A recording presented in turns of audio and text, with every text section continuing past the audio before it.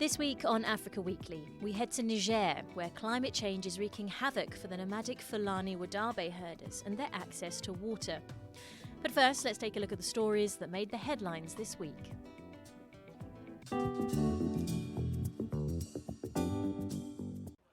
At least 4 people were killed and 10 wounded when a car bomb exploded close to a checkpoint near Somalia's parliament in the capital Mogadishu.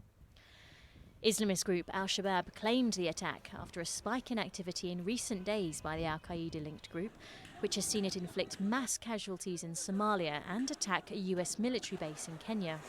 Mogadishu is regularly hit by attacks by Al-Shabaab, and the powerful blast comes after it claimed a massive car bombing in Mogadishu on December 28th that killed 81 people.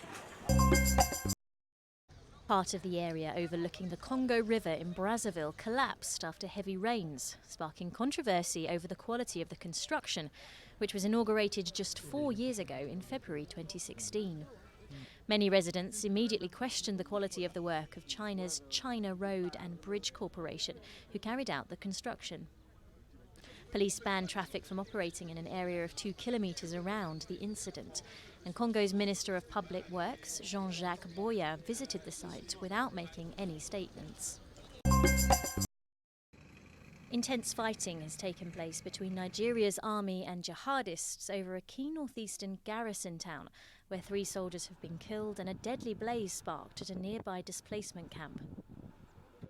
Fighters from the Islamic State West African province aboard several trucks fitted with machine guns attacked Monguno, a town some 135 kilometres north of Borno's state capital, Maiduguri. The decade-long conflict in remote northeastern Nigeria has claimed 36,000 lives and displaced around 2 million from their homes. Meanwhile, Chadian soldiers are in the process of leaving neighbouring Nigeria after the country ended a months-long mission fighting Boko Haram in the country and is in the process of withdrawing its 1,200-strong force across their common border.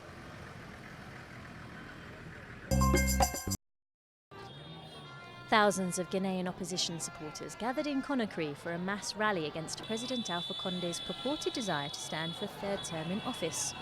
Dressed in red, the opposition colour, protesters carried placards reading "No to a new constitution" and "No to a 3rd term mandate for Alpha Conde."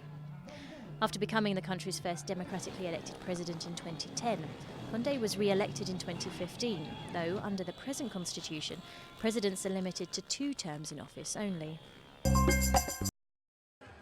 Liberians marched in the seaside capital Monrovia to protest the deepening economic crisis under President George Weah.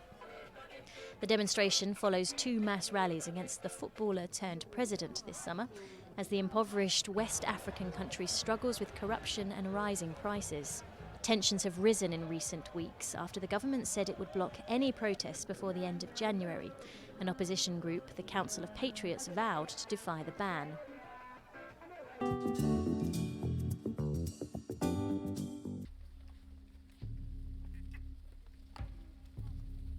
After travelling hundreds of kilometres through the bush, this herd can finally take a sip of water. It has taken them weeks to get here.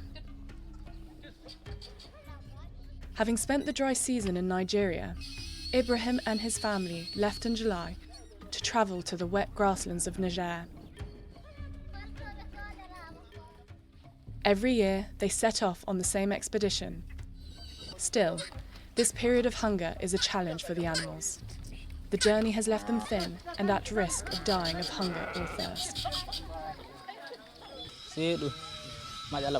During the dry season, we always have a water problem. It rained earlier this year, so the ponds and watering holes were full, but the drought came back. The watering holes dried up, and we had to fall back on this well to give water to the animals.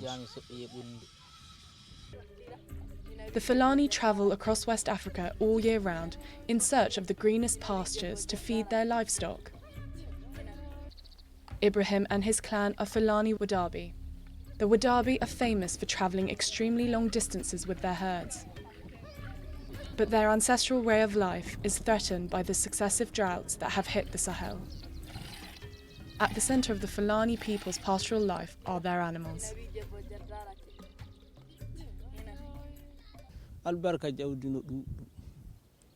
Our life is linked to breeding. Everything we have is thanks to breeding, and we take everything from what we have bred, from the animals. Everything we do depends on them. They are essential to us.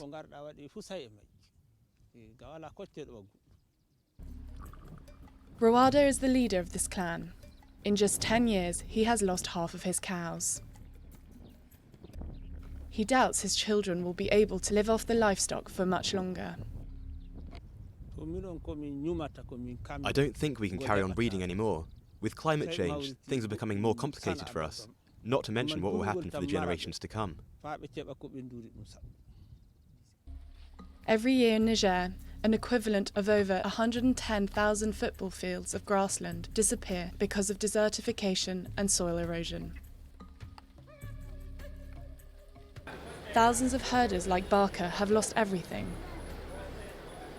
Increasingly long droughts and expensive grains have killed his herd. He has moved to the city with his wife and 5 children to try his hand at another trade. He now looks after the house of a wealthy man in Maradi, Niger's second largest city, but he is barely earning €30 per month. We have had a number of problems in the city. We sometimes struggle to eat, unlike when we lived in the bush with the animals. In the city, my salary is so low that it doesn't cover our needs. Faced with an influx of thousands of Fulani towards the cities, Niger's main livestock union has launched various programs in response. In Burmo, where droughts have been severe over the last few years, this dairy farm has enabled some 300 women to remain close to their families. Hadiza makes cheese and yogurt, which is sold on the local market.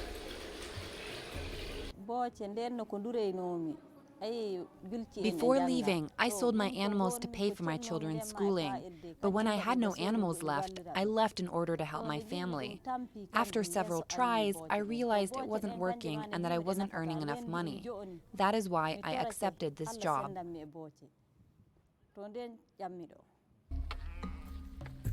Despite mounting difficulties, a number of Fulani herders refuse to abandon their livestock.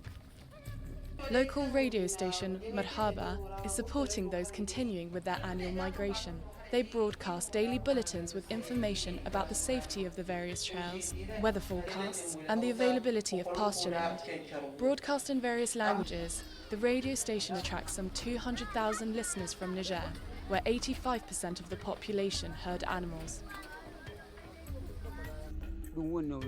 This information is extremely useful to us. It orients us during our journey towards free pasture land and where water is available. The radio helps us avoid certain obstacles. At the end of the rainy season, once the animals have eaten their fill, the Wodabé Fulani celebrate Garawal, the salt cure. It is the most important moment of the year. Now that the animals are full, the herders can breathe a sigh of relief. From across the Sahel, families come together and reconnect. The men get ready and put makeup on. At nightfall, they dance to seduce their wives. A final celebration before they head back out to face new challenges. Soon, the grass will disappear and the ponds will dry up. This time, they will have to walk further in search of new pastures.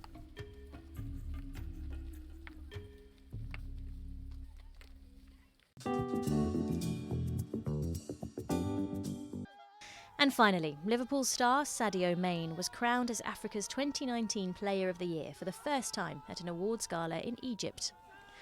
The 27-year-old Senegalese striker was up against his Liverpool teammate Mohamed Salah, the Egyptian who won the award the last 2 years, and Algerian Riyad Mahrez of Manchester City. Mane became the second star from Senegal to be named African Player of the Year after El Hadji Diouf, who was the continent's best player in 2001 and 2002. That's all from us at Africa Weekly. Until next week.